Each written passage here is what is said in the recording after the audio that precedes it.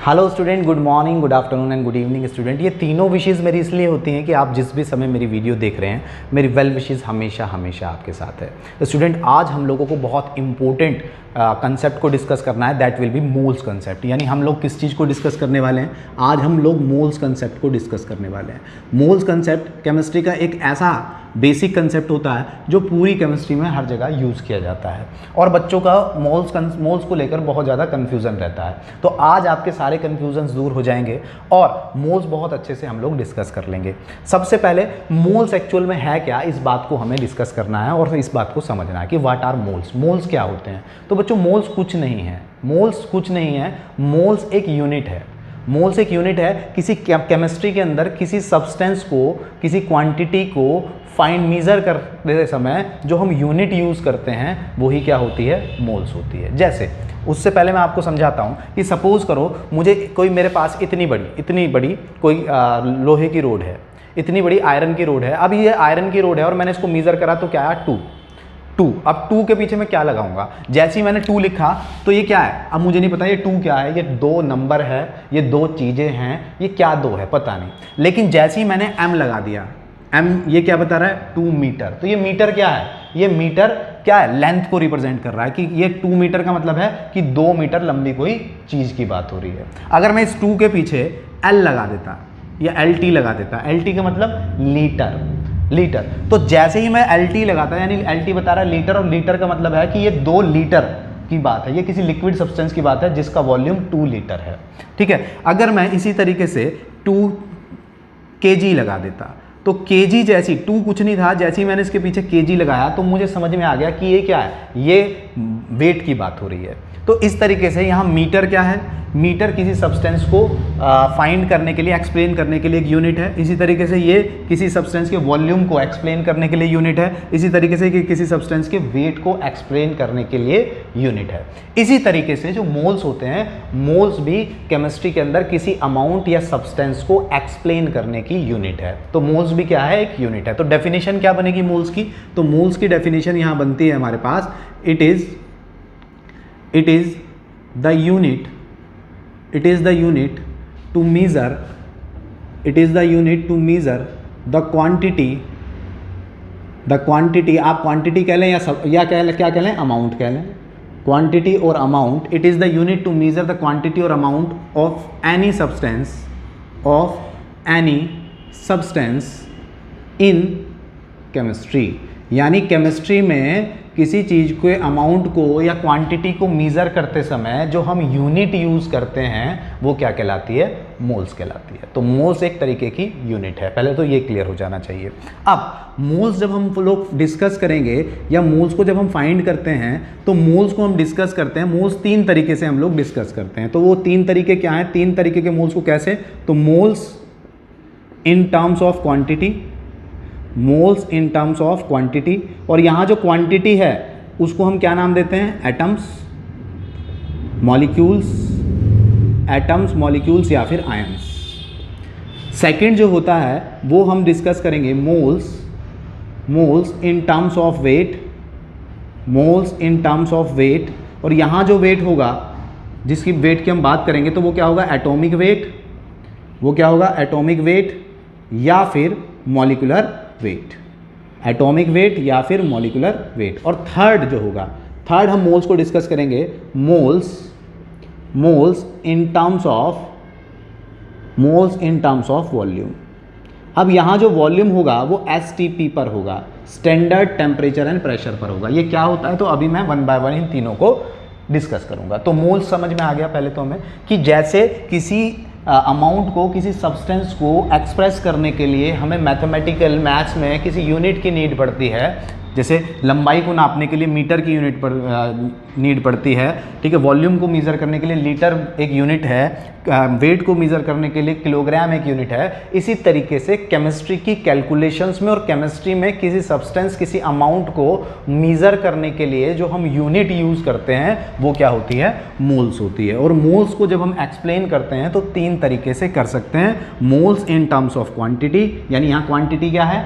Moles atoms हो सकते हैं, मॉलिक्यूल्स हो सकते हैं, आयंस हो सकते हैं। Moles in terms of weight, weight का मतलब एटॉमिक वेट या फिर मॉलिकुलर वेट किसी सब्सटेंस का, और moles in terms of volume. और यहाँ जो वॉल्यूम की बात होगी वो किसकी बात होगी, एसटीपी पर। एसटीपी का मतलब होता है स्टैंडर्ड टेम्परेचर एंड प्रेशर। तो आपको ये क्लियर हो जाना चाहिए, ये होप आपको क्लियर हो भी गया होगा। अब बात करते हैं, अब फर्स्ट टर्म की हम लोग डिस्कस करते हैं। जो हमारे पास फर्स्ट टर्म आ रहा है वो है moles in terms of quantity, moles in terms of quantity. अब हम इसको देखते हैं कि moles in terms of quantity क्या होता है। तो चलिए डिस्कस करते हैं moles in terms of quantity. Quantity मैंने आप लोगों को पहले ही बता दिया कि होता क्या है। क्वांटिटी का मतलब होता है कि atoms, number of atoms, number of molecules and number of ions. ठीक है, number of atoms, number of molecules या फिर नंबर ऑफ आयंस को हम यहाँ क्या बोल रहे हैं, क्वांटिटी बोल रहे हैं। तो जनरली हमें मोल्स फाइंड करने के लिए हमें क्या करना होता है कि अगर हमें मोल्स फाइंड करने हैं तो हम क्या रखते हैं, हमसे अगर वो क्वांटिटी पूछता है तो मोल्स फाइंड करने के लिए हमारे पास फॉर्मूला हो जाता है quantity upon Avogadro number, quantities upon Avogadro's number. अब क्वांटिटीज अपॉन एवोगैड्रोज नंबर क्या होता है, तो बच्चों मैं आपको जो ये मोल है, one mole is equal to होता है 6.022 इंटू 10⁻23। और ये जो 6.022 इंटू 10⁻23 होता है, इसी नंबर को हम क्या बोल देते हैं, इसी नंबर को हम बोल देते हैं Na। और ये जो Na है ये क्या होता है, एवोगैड्रोज नंबर। इसको हम क्या नाम देते हैं, एवोगैड्रोज नंबर भी बोलते हैं। तो अगर हमें मोल्स फाइंड करने हैं और हमें क्वांटिटी के टर्म में, इन टर्म्स ऑफ क्वांटिटी के टर्म में फाइंड करने हैं, तो हमारे पास फॉर्मूला होता है moles is equal to quantity upon Avogadro's number. अब क्वांटिटीज मैंने आप लोगों को पहले ही बता दी कि क्वांटिटीज की जगह हम क्या यूज करेंगे, नंबर ऑफ एटम्स। अगर हमें न्यूमेरिकल के अंदर नंबर ऑफ एटम्स दिए तो हम यहाँ क्या रखेंगे, क्वांटिटीज की जगह नंबर ऑफ एटम्स। अगर हमें मॉलिक्यूल्स दिए तो हम लिखेंगे नंबर ऑफ मॉलिक्यूल्स, और अगर हमें आयंस दिए तो हम क्या लिखेंगे, नंबर ऑफ आयंस। तो क्या फॉर्मूला बनेगा, moles is equal two quantities की जगह मैं क्या रखूं, नंबर ऑफ एटम्स, या फिर मैंने क्या बोल दूं, नंबर ऑफ आयंस, या फिर मैं मॉलिक्यूल्स, कोई एक जो हमें न्यूमेरिकल में दिया होगा। अगर उसने कहा नंबर ऑफ मॉलिक्यूल्स तो हम रखेंगे नंबर ऑफ मॉलिक्यूल्स क्वांटिटीज की जगह। अगर वो कहता है नंबर ऑफ आयंस तो हम रखेंगे नंबर ऑफ आयंस, और एटम्स कहता है तो एटम्स अपॉन एवोगैड्रो नंबर। या तो आप इस नंबर को रख दीजिए 6.022 इंटू 10⁻23, या फिर आप इसमें क्या कर सकते हो, अगर मैं सपोज करते हैं इन नंबर ऑफ एटम्स, आयंस या मॉलिक्यूल्स को मैं एक रिप्रेजेंटेशन दे दूं, यानी मोल्स को तो हम रिप्रेजेंट कर रहे हैं स्मॉल एन से, नंबर ऑफ एटम्स, आयंस या मॉलिक्यूल्स को यानी क्वांटिटी को हम रिप्रेजेंट कर दें कैपिटल एन से, अपॉन इस डिजिट को हम रिप्रेजेंट कर रहे हैं एवोगैड्रोज नंबर से, और एवोगैड्रोज नंबर होते हैं Na। तो हमारे पास एक फॉर्मूला आ जाता है moles is equal to n upon Na, जहां पर n क्या है, कैपिटल N है नंबर ऑफ एटम्स, या फिर हम इसे कहें आयंस, या फिर हम इसे कहते हैं मॉलिक्यूल्स। वहीं पर Na क्या है, तो Na एवोगैड्रोज नंबर होता है, Na एवोगैड्रोज नंबर होता है। और इस एवोगैड्रोज नंबर को हम क्या बोल देते हैं, इसकी वैल्यू कितनी होती है, 6.022 इंटू 10⁻23, यानी 1 मोल की वैल्यू के बराबर। तो ये हमारे पास एक फॉर्मूला आ जाता है मोल्स का, फर्स्ट फॉर्मूला किसमें, moles in terms of quantity में। और यहाँ क्वांटिटी क्या है, नंबर ऑफ एटम्स, मॉलिक्यूल्स या फिर आयंस। तो होप आप लोग इसको देख लिया होगा। अब हम इस पर 1 बाय 1 क्वेश्चंस को डिस्कस करते हैं, यानी इस पर बेस्ड क्वेश्चन को करते हैं। मैं इसको रब कर देता हूँ, अगर आप इसका स्क्रीनशॉट लेना चाहते हैं तो एक बार देख लीजिए, फिर मैं आगे इसको रब कर रहा हूँ, देख लीजिए इसको।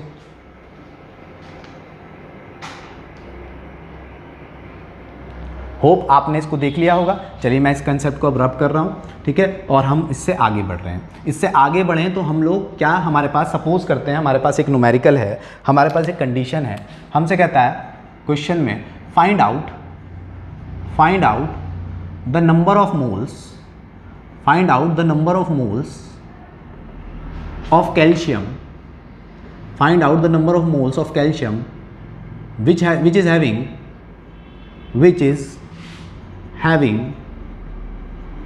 is having 12.044 into 10⁻23 atoms of calcium। Means वो कह रहा है find out the number of moles, number of moles किसके, कैल्शियम के नंबर ऑफ मोल्स बता दीजिए जब कैल्शियम के अंदर एटम्स कितने हों, इतने नंबर ऑफ एटम्स कैल्शियम के हों। तो तो चलिए क्या करना है, हमें मोल्स फाइंड करना है, यानी n फाइंड करना है, तो हमने क्वेश्चन मार्क लगा दिया। अभी हम मोल्स के लिए एक फॉर्मूला निकाल के लाए हैं, एटम्स, मॉलिक्यूल्स या आयंस, यानी क्वांटिटी के टर्म में। और क्वांटिटी के टर्म में फॉर्मूला क्या था final, n is equal to n upon N naught. तो मैं इस फॉर्मूले को लगा दूँ, n is equal to n upon N naught या एन ए। अब n यानी मोल्स हमें फाइंड करने हैं, n क्या होता है, number of atoms, number of atoms, molecules या आयंस। तो उसने किस टर्म में दिए हैं, नंबर ऑफ एटम्स दिए हैं। तो मैं यहाँ n की जगह क्या रख दूँ, 12.044 इंटू 10⁻22 एटम्स, ठीक है, अपॉन, चाहे आप एटम्स लिखो या मत लिखो, अपॉन एवोगैड्रोज नंबर क्या होता है 6.022 इंटू 10⁻23, ठीक है। तो एवोगैड्रोज की जगह हमने एवोगैड्रोज वैल्यू पुट कर दी। अब अगर हम देखें तो ये तो ऑलमोस्ट 2 टाइम्स चला गया, और ये 10⁻23 है, और ये क्या है 10⁻22। तो क्या होगा, ऊपर है 2 इंटू 10⁻22, और जब ये पावर ऊपर जाएगी तो ये माइनस की हो जाएगी, और ये हो जाएगा माइनस के 23। तो n इज इक्वल टू हो जाएगा 2 इंटू 10⁻−1, या फिर मैं इसको क्या लिख सकता हूँ, n इज इक्वल टू 2/10, और 2/10 लिखूँ तो 0.2 मोल्स। तो हमारे पास क्या आ गया, कितने मोल्स आ गए, यानी इतने एटम्स कितने मोल से मिलकर बने होते हैं कैल्शियम के, 0.2 मोल्स ऑफ कैल्शियम से मिलकर बने होते हैं। आई होप आपको ये क्लियर हो गया होगा, ठीक है। आप इसको देख लीजिए, फिर एक और एग्जांपल लेते हैं इसी कंसेप्ट पर। चलिए ये आपका हो गया। अब हम क्या करते हैं, इस बार हमने मोल्स निकाले थे, इस बार हम कुछ ऐसा एग्जाम्पल लेते हैं जो क्या दे, जो हमें नंबर ऑफ एटम्स को फाइंड करने के लिए दे। तो चलिए अगला एग्जाम्पल देखते हैं। कोई और एग्जाम्पल अगर हम देखें तो हम कहते हैं कैलकुलेट, हम एक और एग्जाम्पल ले रहे हैं, और हमारा एग्जाम्पल है, हमसे कहता है calculate the number of atoms, calculate the number of atom in each of the following, calculate the number of atom in each of the following. अब फर्स्ट एग्जाम्पल हमारे को क्या कह रहा है, 52 moles of helium, 52 moles of helium, और दूसरा हमें कहता है 52 AMU of helium, 52 AMU of helium. और चलिए यहाँ एक और ले लेते हैं कंसेप्ट, थर्ड पार्ट वो हमसे कहता है, या चलिए 2 पार्ट्स करते हैं, फिर थर्ड को बाद में करेंगे। तो चलिए 2 पार्ट्स में हमसे कहता है 52 मोल्स ऑफ हीलियम में नंबर ऑफ एटम्स बता दीजिए, 52 मोल्स ऑफ हीलियम में नंबर ऑफ एटम्स बता दीजिए। तो चलिए देखते हैं हमारा फॉर्मूला क्या है, हमारा फॉर्मूला है moles is equal to number of atoms upon Avogadro's number. Moles is equal to number of atom upon Avogadro's number. हमें कितने मोल्स मिले हैं, 52 मोल्स, किसके, हीलियम के। तो मोल्स कितने हैं हमारे पास, 52। तो 52 यानी n की जगह मैं क्या पुट कर दूं, 52। नंबर ऑफ एटम्स को हम किससे रिप्रेजेंट कर रहे हैं, n से, तो यहाँ n हमें फाइंड करना है। और एवोगैड्रोस नंबर कितना होता है, 6.022 इंटू 10⁻23 होता है। अब ये इधर जाके मल्टीप्लाई में हो जाएगा अकॉर्डिंग टू मैथमेटिक्स, तो n इज इक्वल टू हो जाएगा 52 इंटू 6.022 इंटू 10⁻23 होगा या नहीं, देखिए आप, ये इसके साथ मल्टीप्लाई होगा तो होगा या नहीं। अब जब आप इसकी मल्टीप्लाई करेंगे, 52 को आप इसमें मल्टीप्लाई करेंगे तो ये ऑलमोस्ट आंसर आएगा आपका 3.131 इंटू 10⁻23 और ऑलमोस्ट 25। तो ये आ गए हमारे पास नंबर ऑफ एटम्स। तो 3.131 इंटू 10⁻25, ये क्या आ गए, एटम्स, किसके, हीलियम के, atoms of helium. Means 52 moles के अंदर इतने एटम्स ऑफ हीलियम प्रेजेंट होते हैं। तो किस तरीके से हमने फाइंड किया, इस फॉर्मूला के हेल्प से। और अभी हम क्या चल रहे हैं, moles in terms of quantity वाला कंसेप्ट ले रहे हैं। तो ये आपका क्लियर हो गया होगा। अब बी पार्ट को डिस्कस करते हैं। बी पार्ट में वो हमसे क्या कह रहा है, 52 AMU। AMU क्या होता है बच्चों, AMU होता है atomic mass unit. Atomic mass unit का मतलब एटॉमिक वेट दिया है। अब एटॉमिक वेट दिया है किसका, हीलियम का, कि 52 AMU ऑफ हीलियम में 52 AMU ऑफ हीलियम के अंदर कितने एटम्स होते हैं, ये है। अब देखिए कितने एटम्स होते हैं, तो हमें क्या पूछ रहा है, नंबर ऑफ एटम्स हमसे पूछ रहा है। नंबर ऑफ एटम्स हमसे पूछ रहा है का मतलब हमसे कैपिटल N पूछ रहा है, ये हमें क्लियर हो गया। अब अगर हमसे कैपिटल N पूछ रहा है तो हमें अगर इसके मोल्स पता थे, पिछली बार हमें मोल्स पता थे तो हमने मोल्स की वैल्यू यहाँ रख दी थी, क्योंकि हमारे पास फॉर्मूला क्या है, तो फॉर्मूला है हमारे पास moles is equal to N upon N0 या Na। तो पहले तो हमें ये दो क्वांटिटीज़ पता थी तो थर्ड हमने फाइंड कर ली थी, लेकिन इस बार हमसे थर्ड तो पूछ रहा है और केवल ये पता है हमें, ये नहीं पता। तो हम सबसे पहले मोल्स बना लें। अब मोल्स कैसे बनाएं तो वो समझिए। मोल्स कैसे बनाएंगे, 52 AMU ऑफ हीलियम कह रहा है वो। अब 52 AMU ऑफ हीलियम का मतलब है कि 52 ग्राम कह लो या एटॉमिक मास यूनिट कह लो, 52 ग्राम हीलियम के अंदर कितने एटम्स होंगे, 52 ग्राम हीलियम कितने एटम से मिलकर बना है। तो क्या होगा, हम क्या करेंगे, हम ये देखेंगे 1 atom, mass of 1 atom of helium.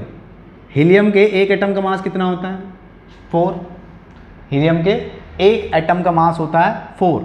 तो 52 ग्राम हीलियम कितने एटम से मिलकर बना होगा, तो 52 ग्राम हीलियम, एक एटम का मास 4 होता है, 52 ग्राम हीलियम है, टोटल हीलियम हमारे पास ये है। तो हम इसको डिवाइड करें तो 4 1 जा 4 और 4 3 जा 12, यानी 13 एटम्स ऑफ हीलियम हमारे पास होंगे या नहीं होंगे। तो यहाँ तो हमें कंपेयर की भी नीड नहीं पड़ी और सीधा सीधा से हमने क्या बता दिया, 13 एटम ऑफ हीलियम बता दिए। यानी 52 AMU 52 एटॉमिक मास जिसका है, 52 ग्राम हीलियम कितने एटम से मिलकर बना है। तो हमने क्या किया, 1 ग्राम हीलियम को देखा, 1 ग्राम हीलियम कितने 1 ग्राम हीलियम का वेट कितना होता है 4 ग्राम। एक एटम ऑफ हीलियम का वेट होता है 4 ग्राम। तो 52 एटम ऑफ हीलियम कितने एटम से मिलकर बना होगा, 52 ग्राम कितने से मिलकर बना होगा, तो 4 से डिवाइड कर दे तो हमारे पास कितने आ गए, 13 एटम्स आ गए। तो इस तरीके से ये आपका कंसेप्ट हो जाता है। ठीक है, तो ये क्या है, moles in terms of quantity. Moles in terms of quantity पे हम लोगों ने इस तरीके से इसको डिस्कस कर लिया। आप इसको देख लीजिए एक बार और उसके बाद आगे बढ़ते हैं। चलिए, होप आप लोगों ने कंसेप्ट देख लिया होगा। अब moles in terms of quantity के बाद हमारे पास दूसरा कंसेप्ट आता है और वो कंसेप्ट होगा moles in terms of weight. अब moles in terms of weight में क्या होता है वो समझ रहे हैं। Moles in terms of weight, अब यहाँ जब वेट की बात होती है यानी हम मोल्स को किससे कंपेयर कर रहे हैं, वेट से। और वेट क्या होगा यहाँ पे, एटॉमिक मास या फिर मॉलिक्यूलर मास। तो इन शॉर्ट हम ये कह सकते हैं कि 1 मोल इज इक्वल टू होता है किसी एटम का एटॉमिक वेट बोल लो, एटॉमिक मास बोल लो, या फिर अगर मॉलिक्यूल की बात हो रही है तो molecular weight. 1 mole is equal to atomic weight या फिर molecular weight. 1 mole is equal to atomic weight या मॉलिक्यूलर वेट का मतलब क्या है कि मैं कहता हूं मेरे पास 1 मोल सोडियम है, we are having 1 mole sodium Na। तो 1 मोल सोडियम किसके बराबर है, उसके सोडियम के एटॉमिक वेट के बराबर। तो 1 मोल सोडियम के एटॉमिक वेट के बराबर है का मतलब है सोडियम का एटॉमिक वेट होता है 23 ग्राम। तो किसका मतलब क्या है कि 1 मोल सोडियम का मास कितना होता है 23 ग्राम। इसी तरीके से सपोज करो वो मॉलिक्यूल होता, जैसे वो हमसे कहता 1 मोल आपसे कह देता है वो H2, ये एक मॉलिक्यूल है 1 मोल H2। तो 1 मोल H2 किसके बराबर है, 1 मोल इज इक्वल टू क्या होता है मॉलिक्यूलर वेट के, और H2 का मॉलिक्यूलर वेट कितना है 2 ग्राम। तो 1 मोल H2 किसके बराबर होगा, 2 ग्राम के बराबर होगा। और मैं कहूँ कि 1 मोल H2 कितने पार्टिकल से मिलकर बना होगा, कितने हाइड्रोजन के एटम से मिलकर बना होगा, तो 6.022 इंटू 10⁻23। इसी तरीके से 1 मोल सोडियम कितने सोडियम एटम से मिलकर बना होगा, तो 6.022 इंटू 10⁻23, क्योंकि 1 मोल इज इक्वल टू, अभी हमने पीछे पढ़ा था कि 1 मोल इज इक्वल टू ये होता है जिसको हमने एवोगैड्रोस नंबर बोला था। और अभी हमारा सेकंड टर्म बता रहा है कि 1 मोल हमेशा बराबर होता है उस एटम के एटॉमिक वेट के या मॉलिक्यूल के मॉलिक्यूलर वेट के। तो 1 मोल सोडियम का मतलब है कि 23 ग्राम सोडियम। और अगर मैं एटम की बात करूं तो 1 mole sodium is equal to 6.022 into 10⁻23 atoms of sodium. तो ये तीनों टर्म्स एक दूसरे के बराबर हो जाएंगे या नहीं होंगे, हो जाएंगे। तो यहां से एक नया फॉर्मूला जो आता है हमारे पास, वो आता है moles is equal to mass of substance या वेट ऑफ सब्सटेंस बोल लीजिए आप, upon molecular weight of substance, upon molecular mass of substance या मोलर मास बोल लीजिए आप। अब अगर जैसे लास्ट टाइम हम लोगों ने डिस्कस किया था, मोल्स को हम n से रिप्रेजेंट कर रहे हैं, मास ऑफ सब्सटेंस को मैं WB से रिप्रेजेंट कर दूं और मॉलिक्यूलर मास ऑफ सब्सटेंस को MB से रिप्रेजेंट कर दूं, तो मेरे पास मोल्स के लिए फॉर्मूला आ गया n is equal to WB upon MB, जहां WB क्या है, मास ऑफ सब्सटेंस, और MB क्या है, molar mass of substance, molar mass of substance, ठीक है, मोलर मास ऑफ सब्सटेंस।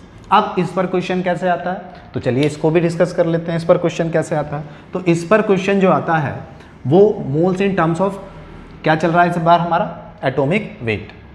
तो इस पर क्वेश्चन कैसे आता है, हमसे कहता है find out number of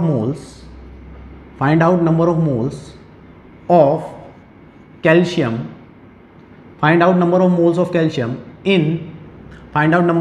calcium in 160 gram of calcium. वो कह रहा है कि अगर हमारे पास 160 ग्राम कैल्शियम हो तो बताइए उसके अंदर मोल्स कितने होंगे, वो कितने मोल्स से मिलकर बना होगा।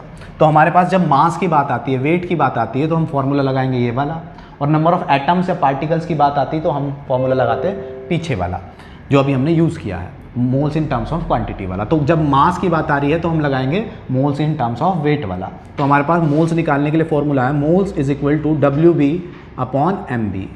WB क्या है हमारे पास, मास ऑफ सब्सटेंस, जो मास हमें दिया है, और मोलर मास क्या है, मोलिकुलर वेट ऑफ सब्सटेंस। हमारे पास सब्सटेंस कौन सा है, तो हमारे पास सब्सटेंस है कैल्शियम। अब कैल्शियम का मास हमें कितना गिवन है, 160। तो जब कैल्शियम का मास हमें 60 गिवन है तो क्या होगा, WB की जगह क्या रख दूंगा मैं, 160। मोलर मास, कैल्शियम का मॉलिकुलर वेट कितना होता है बच्चों, तो कैल्शियम को यानी यहाँ क्या होता है ZA, Z क्या होता है, एटॉमिक नंबर जो कि 20 होता है, और A होता है मॉलिकुलर वेट जो कि 40 होता है। तो MB क्या है, मॉलिकुलर मास, तो मॉलिकुलर मास कैल्शियम का कितना है, 40, और हमें मास कितना दिया था कैल्शियम का, 160, और मॉलिकुलर मास कितना होता है, 40। तो 40 से जब मैं इसको काटूंगा तो ये कितनी बार जाएगा, 4 टाइम्स। तो हमारे पास मोल्स कितने आ गए, 4 मोल्स आए या नहीं। तो कहने का मतलब है कि कैल्शियम 160 ग्राम कैल्शियम कितने मोल्स से मिलकर बना होता है, 4 मोल्स ऑफ कैल्शियम से मिलकर बना होता है।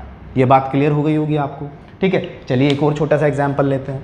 अब एक और छोटा सा एग्जाम्पल लें तो वो क्या है, हमसे कहता है, सपोज करते हैं हमसे एक क्वेश्चन में कहता है कि find out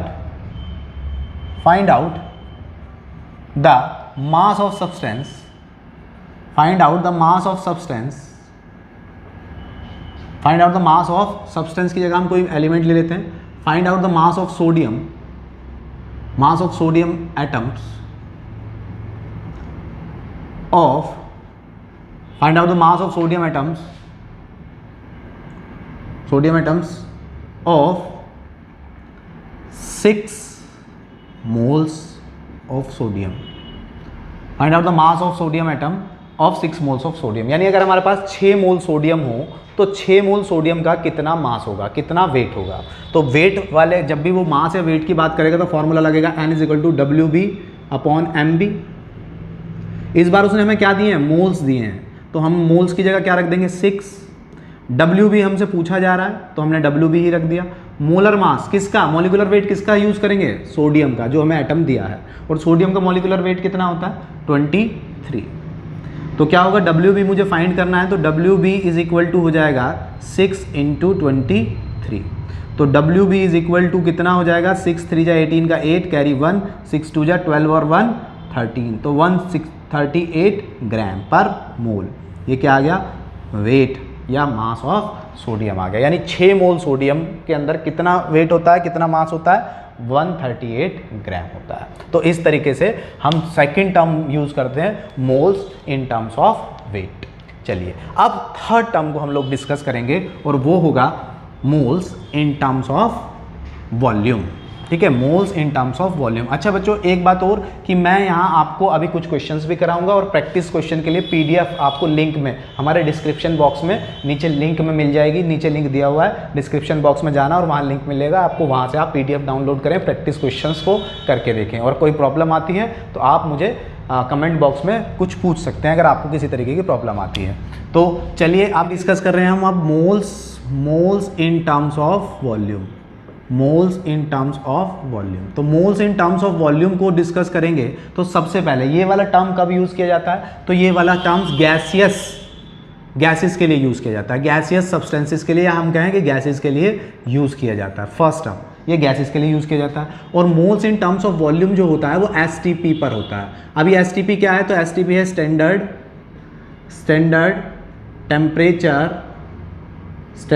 temperature and pressure. Standard temperature and pressure. अब बच्चों स्टैंडर्ड टेम्परेचर एंड प्रेशर का मतलब क्या होता है कि जब हमने किसी गैस का वॉल्यूम स्टैंडर्ड स्टेट पर, स्टैंडर्ड टेम्परेचर पर और स्टैंडर्ड प्रेशर पर मेजर किया होता है तो उसको बोला जाता है एसटीपी। अब वो स्टैंडर्ड स्टेट क्या होती है, तो स्टैंडर्ड स्टेट का मतलब होता है कि जब हम टेम्परेचर, जिस टेम्परेचर पर हमने किसी सब्सटेंस को मेजर किया है अमाउंट, वो क्या है 25 डिग्री सेल्सियस, केल्विन में कहें तो 298 केल्विन। प्रेशर की जब हम बात करें तो उस समय प्रेशर कितना रखा जाएगा 1 atm, 1 एटमॉस्फेरिक प्रेशर, ठीक है। टेम्परेचर इतना होगा, प्रेशर इतना होगा। और एसटीपी पर मैं आपको बता दूं किसी भी 1 मोल सब्सटेंस का वॉल्यूम जो होता है, एसटीपी पर 1 मोल सब्सटेंस का वॉल्यूम, या हम कहें कि volume of 1 mole substance eight STP, standard temperature and pressure पर किसी सब्सटेंस का वॉल्यूम जो होता है वो कितना होता है, वो हमेशा फिक्स होता है, दैट इज 22.4 लीटर। ये आपको याद रखना है। देखिए नंबर ऑफ पार्टिकल्स के केस में 1 मोल इज इक्वल टू होता है 6.022 इंटू 10⁻23, जो कि एक एवोगैड्रोस नंबर के बराबर होता है, ठीक है। वेट के केस में क्या होता है, 1 मोल इज इक्वल टू किसी सब्सटेंस का एटॉमिक वेट, यानी किसी सब्सटेंस का जो एटॉमिक वेट होता है वो किसके बराबर होता है 1 मोल के, या किसी मॉलिक्यूल का जो एटॉमिक वेट होता है या मॉलिक्यूलर मास होता है वो 1 मोल के बराबर होता है। और वॉल्यूम के केस में एसटीपी पर 1 मोल सब्सटेंस किसके बराबर होता है 22.4 लीटर के। तो एसटीपी पर 1 मोल इज इक्वल टू होता है 22.4 लीटर के, ठीक है। ये आपको क्लियर हो जाना चाहिए।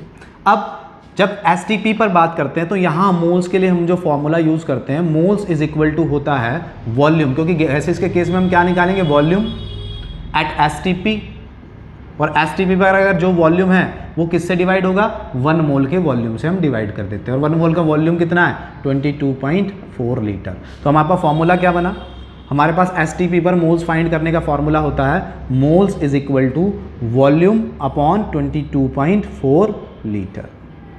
ये हमारे पास फॉर्मूला होता है एसटीपी पर, ठीक है, एसटीपी पर मोल्स फाइंड करने का। चलिए एसटीपी पर मोल्स फाइंड करने का ये फॉर्मूला होता है, आप लोग इसे देख लीजिए एक बार, मैं फिर इसको रब कर रहा हूँ, उसके बाद एक एग्जाम्पल से डिस्कस करेंगे। देख लीजिए आप इसको, मैं हट जाता हूँ एक बार।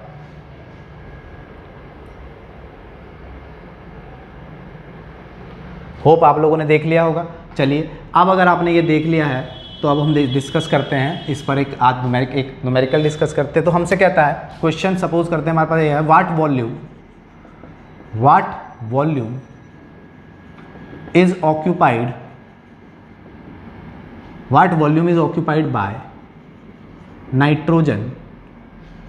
Nitrogen eight STP of 3.5 gram of nitrogen, यानी 3.5 ग्राम नाइट्रोजन एसटीपी पर कितना volume, 3.5 gram of nitrogen STP पर कितना वॉल्यूम ऑक्यूपाई करेगी, ये बता दीजिए। यानी वॉल्यूम हमसे पूछा है, तो वॉल्यूम जब पूछा है तो हमारे पास फॉर्मूला है moles is equal to volume upon 22.4 litre, ठीक है। अब वॉल्यूम हमसे पूछा है, 22.4 लीटर हमारे पास एक वैल्यू है, लेकिन हमारे पास क्या है मोल्स होते तो हम निकाल देते। अब हमें क्या करना पड़ेगा, सबसे पहले मोल्स के लिए काम करना पड़ेगा। अब देखो एक कंडीशन हम लोग लगाएंगे यहाँ पर, क्या कि अभी हमने देखा मोल्स इज इक्वल टू, एक फॉर्मूला स्टार्टिंग वाला फॉर्मूला था moles is equal to n upon n naught, number of atoms molecules या आयंस अपॉन एवोगैड्रो नंबर। वहीं हमने मोल्स इज इक्वल टू देखा mass of substance upon molar mass of substance. वहीं हमने moles is equal to देखा volume of substance upon 22.4 litre. तो ये तीनों मोल्स के फॉर्मूले हैं। जब ये तीनों इक्वल टू मोल्स हैं तो मैं इन तीनों को कंपेयर कर सकता हूँ, मैं किसी को किसी से भी कंपेयर कर दूँ, कोई प्रॉब्लम। तो अगर मैं ऐसे लिख दूँ, क्योंकि यहाँ मास का टर्म है, तो मैं मास वाले फॉर्मूले से कंपेयर कर दूँ, WB upon MB is equal to V upon 22.4, तो कोई प्रॉब्लम, क्योंकि ये भी इज इक्वल टू, और दोनों किसके बराबर हैं मोल्स के, तो क्या हम इन दोनों को कंपेयर नहीं कर सकते? अगर हम इन दोनों को कंपेयर कर सकते हैं तो कर देते हैं। चलिए इस मोल्स की जगह मैं क्या रख दूं, मैं ये वाला डाटा पुट कर दूं। अगर मैं ये वाला डाटा पुट कर दूं तो हो जाएगा WB upon MB is equal to volume upon 22.4 litre. अब WB मास ऑफ सब्सटेंस कितना है, मास ऑफ सब्सटेंस है 3.5 ग्राम ऑफ नाइट्रोजन, तो WB तो हमारे दे दिया 3.5 ग्राम। अब नाइट्रोजन बच्चों जो होता है, nitrogen N2, nitrogen gas N2 की फॉर्म में एग्जिस्ट करती है, तो N2 की फॉर्म में अगर वो एग्जिस्ट करती है तो उसका मॉलिकुलर वेट कितना होगा N2 का, एक नाइट्रोजन का 14 होता है तो कितना हो जाएगा 28, ठीक है। तो मॉलिकुलर वेट हो गया 28, वॉल्यूम हमसे पूछा गया है और अपॉन कितना है 22.4 लीटर। वॉल्यूम को मैं एक जगह सेपरेट करूं तो वॉल्यूम इज इक्वल टू हो जाएगा 3.5 इंटू 22.4 अपॉन 28। अगर मैं इसकी कैलकुलेशन कर लूं तो क्या मैं वॉल्यूम नहीं पता कर सकता? तो इजीली हम इसकी कैलकुलेशन करके यहाँ से हम क्या पता कर सकते हैं, वॉल्यूम पता कर सकते हैं। 2 से काट दीजिए आप इसको 11 टाइम्स यानी 2 टाइम्स, और ये हो जाएगा 1 और 4 टाइम्स, ठीक है। फिर 2 से अगर आप इसे काटते हैं तो ये 5 टाइम्स और ये हो जाएगा 6 टाइम्स, और ये 2 से आप काटेंगे तो 7 टाइम्स, ठीक है। यहाँ पॉइंट हटाएंगे तो 1 0 यहाँ बढ़ जाएगी, ये वाला पॉइंट भी हटा दो तो 1 0 और बढ़ जाएगी। अब 7 से ये सीधा सीधा सा जा रहा है, 7 5 जा 35, ठीक है। और अगर मैं इसकी 5 और 56 की मल्टीप्लाई करता हूँ तो 56 5 जा कितना होता है, 5 6 जा 30 की 0 कैरी 3, 5 5 जा 25 और 28, यानी ऊपर हो गया 230 और 280 अपॉन नीचे हो गया 100। इस 0 से 0 कैंसिल आउट होगा, वॉल्यूम कितना आ गया 2.8 लीटर। तो इस तरीके से वॉल्यूम आ गया हमारे पास 2.8 लीटर। अगर यहाँ ना दिख रहा हो तो मैं यहाँ कर देता हूँ, volume is equal to 280 upon 100 और इससे काटोगे तो 2.8। तो इस तरीके से हमारे पास वॉल्यूम आ जाता है। तो हम ऐसे इन तीनों फॉर्मूलाज को भी कंपेयर कर सकते हैं। चलिए अब अगर हम इन तीनों फॉर्मूलाज को कंपेयर कर सकते हैं तो मैं अब आपको, हमने तीनों टर्म्स देख लिए, moles in terms of quantity, moles in terms of weight और moles in terms of volume. चलिए ये आपका क्लियर हो जाता है। अब मैं आपको कुछ होमवर्क के लिए, या हम कहें कि प्रैक्टिस क्वेश्चन मैं यहाँ भी दे रहा हूँ और वैसे आपको कुछ क्वेश्चंस वहाँ भी मिल जाएंगे। हमारे डिस्क्रिप्शन बॉक्स में प्रैक्टिस पेपर ऑलरेडी मेंशन है, आप वहाँ से डाउनलोड भी कर सकते हैं। कुछ क्वेश्चंस मैं आपको यहीं पर भी दे रहा हूँ। चलिए प्रैक्टिस के लिए 1-2 क्वेश्चन लिख देता हूँ मैं। हमसे कहता है calculate the number of moles and number of molecules, calculate the number of moles and number of molecules in 4.4 gram of CO2, 4.4 gram of CO2। चलिए आगे क्या कहता है हमसे कहता है also find the volume at STP। चलिए ये प्रैक्टिस में क्या अभी कर लेते हैं, क्योंकि ये तीनों फॉर्मूलाज को यूज़ करके हम लोग करेंगे और उसके बाद अपना लेक्चर खत्म करेंगे। तो calculate the number of moles, हमसे क्या क्या पूछा है, नंबर ऑफ मोल्स पूछे हैं, ठीक है। नंबर ऑफ मोल्स पूछे हैं सबसे पहले हमसे, ठीक है। किसके अंदर, CO2 के अंदर, इन CO2। और क्या पूछा है, तो दूसरा पूछा है नंबर ऑफ मॉलिक्यूल्स भी पूछे हैं इन CO2। तीसरा हमसे क्या पूछा है, तो तीसरा पूछा है वॉल्यूम। तो ये तीनों चीज़ें हम पूछी हैं, यानी देखो मोल्स, मॉलिक्यूल्स और वॉल्यूम हमसे पूछा है। चलिए 1 बाय 1 करते हैं। हमें दिया क्या है, सबसे पहले हमें ये देखना है। तो हमसे कहता है calculate the number of moles and number of molecules in 4.4 gram of CO2, यानी मास ऑफ CO2 हमें दिया है। मास ऑफ CO2 का मतलब हमारे पास WB दिया है। WB ऑफ CO2 कितना है 4.4 ग्राम। और जब CO2 हमें उसने मेंशन किया है तो हम MB यानी मोलर मास निकाल सकते हैं। किसका, molar mass of CO2। Molar mass of CO2 कितना होता है, तो ये होता है 12 + 16 × 2 = 44। तो ये हो गया 44, यानी हमें दो चीज़ें पता है, मास ऑफ CO2 कितना दिया है जो गिवन है 4.4, और मोलर मास ऑफ CO2 हमें पता है, हमने फाइंड कर लिया फॉर्मूले से 44 ग्राम, ठीक है। WB और MB हमें यहाँ पता है, तो नंबर ऑफ मोल्स पता हो सकते हैं। यानी हमारे पास नंबर ऑफ मोल्स निकालने के लिए फॉर्मूला है मोल्स = मास अपॉन मोलर मास, है या नहीं है। मास कितना था हमारे पास 4.4 ग्राम, तो हमने यहाँ रख दिया 4.4। मोलर मास कितना है हमारे पास 44, ठीक है। पॉइंट हटाओगे तो 1 0 बढ़ जाएगा, 44 1 जा 44 हो जाएगा, और ऊपर ये हो जाएगी डिजिट 1/10, और 1/10 का मतलब 0.1 मोल्स। आया आंसर, फर्स्ट आंसर आ गया number of moles in CO2। तो कितने हैं number of moles in CO2, 0.1 moles, यानी 0.44 ग्राम मास CO2 का जब होता है तो वो एक्चुअल में कितने मोल्स होते हैं, वो मोल्स में होता है 0.1 मोल्स ऑफ CO2। तो हमारा फर्स्ट वाला आ गया CO2। अब हम बात कर रहे हैं दूसरे वाले टर्म की, नंबर ऑफ मॉलिक्यूल्स। अब बच्चों जब number of molecules of CO2 की बात होती है, इन किस में, इतने ग्राम में, तो number of molecules, number of atoms, ions या मॉलिक्यूल्स वाले केस में हम क्या लगाते हैं, moles in terms of quantity वाला फॉर्मूला, यानी N = N/N0। n is equal to n upon n naught, यानी n क्या है, नंबर ऑफ मॉलिक्यूल्स या नंबर ऑफ एटम्स, आयंस में मॉलिक्यूल्स जो हमें दिए हैं, तो नंबर ऑफ मॉलिक्यूल्स n हमसे पूछा है, एवोगैड्रोस नंबर हमें पता है, और मोल्स अभी अभी हमने निकाले हैं। तो क्या करूं मैं, मोल्स ये वाले, इस मोल्स की वैल्यू यहाँ पुट कर दूं, क्योंकि इतने ग्राम के मोल्स कितने हैं, इतने, तो मैंने क्या लिख दिया 0.1 इज इक्वल टू n क्या है, n है हमारा number of molecules, number of molecules किसके, CO2 के, यही हमें फाइंड करने हैं, upon Avogadro's number, Avogadro's number कितना होता है, Na से रिप्रेजेंट कर दो चाहे n नॉट से, 6.022 इंटू 10 टू की पावर 23, ये इधर इस बार मल्टीप्लाई में जाएगा तो n इज इक्वल टू हो जाएगा 0.1 इंटू 6.022 इंटू 10 टू की पावर 23, पॉइंट हटाओगे तो एक जीरो बढ़ेगा, यानी ये 10 बन गया, और 10 की पावर क्या है 1, 10 की पावर 1 है, ये पावर जब ऊपर जाएगी तो ये माइनस हो जाएगी, और इन शॉर्ट आपके पास आंसर आ जाएगा 6.022 इंटू 10 टू की power 22 molecules of CO2, molecules of CO2, यानी हम कह सकते हैं कि 0.44 ग्राम ऑफ CO2 के अंदर 0.44 ग्राम CO2 कितने मॉलिक्यूल से मिलकर बना है, 6.022 इंटू 10 टू की पावर 22 से, ना कि 23 मॉलिक्यूल से। तो सेकंड पार्ट भी हमारा कंप्लीट हो जाता है। अब थर्ड पार्ट पर आते हैं। थर्ड पार्ट हमारा क्या कहता है, तो थर्ड पार्ट है वॉल्यूम। वॉल्यूम जब हम निकालते हैं तो हमारे पास फॉर्मूला होता है moles is equal to volume upon 22.4 litre. अब वॉल्यूम हमें फाइंड करना है, ठीक है, यानी ये वॉल्यूम हमें फाइंड करना है। मोल्स हमें पता है, कितने मोल्स फाइंड किए थे अभी हमने 0.1, तो मैं यहाँ पुट कर देता हूँ 0.1 is equal to volume upon 22.4। ये 22.4 जब यहाँ मल्टीप्लाई में जाएगा तो हो जाएगा V is equal to 0.1 into 22.4।